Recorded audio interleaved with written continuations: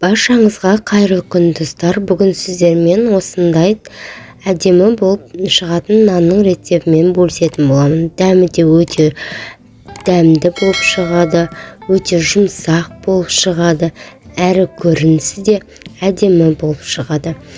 Осылай жасап, менің рецептімен жасап, отбасыларыңызды қуантыңыздар.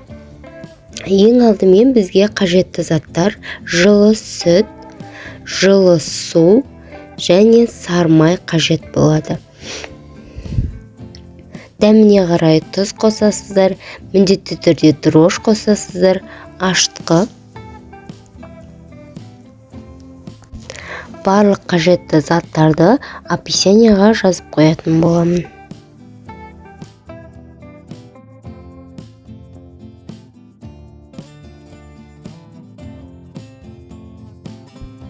Ал енді аз-аздан ұнымызды сала отырып, қамыр жасайтын боламыз. Мен ұнды алдын ала електен өткізіп алдым. Сіздер де електен өткізіп алуыңыз қажет.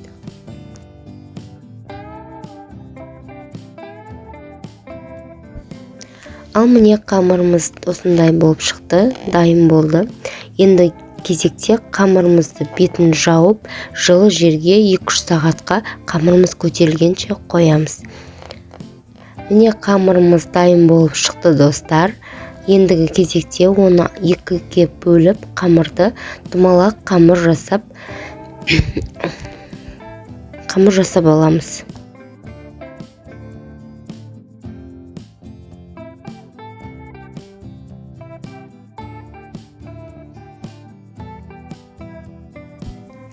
Ендігі кезекте қамырымызды бетін жауып 15 минутқа қалдырамыз. Қамырымыз көтерілу қажет. Ал енді қамырымыз дайын болды. Енді противенге астын жақсылап майлап, үстіне қамырды жасауды бастаймыз. Видеода көрсетілгендей жасап отырасыздар.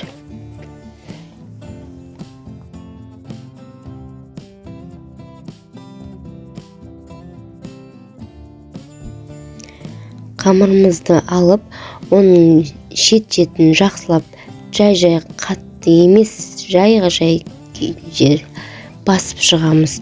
Сосын пышағымыз қатты өткір болу қажет, жан-жағын кесіп, әдемілеп солай кесіп шығамыз.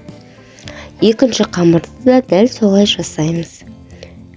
Міндетті түрде пышақ қатты өткір болу қажет. Әйтпесе қамырымыз әдемі болып кесілмейді.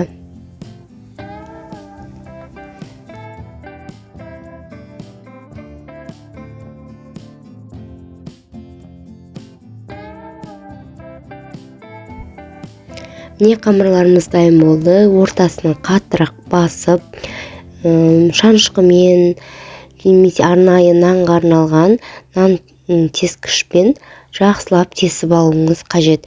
Әйтпесе нанымыз ортасы көтеріліп, нанның қамыры бұзылып кетуі мүмкін. Әдемі болмай қалады.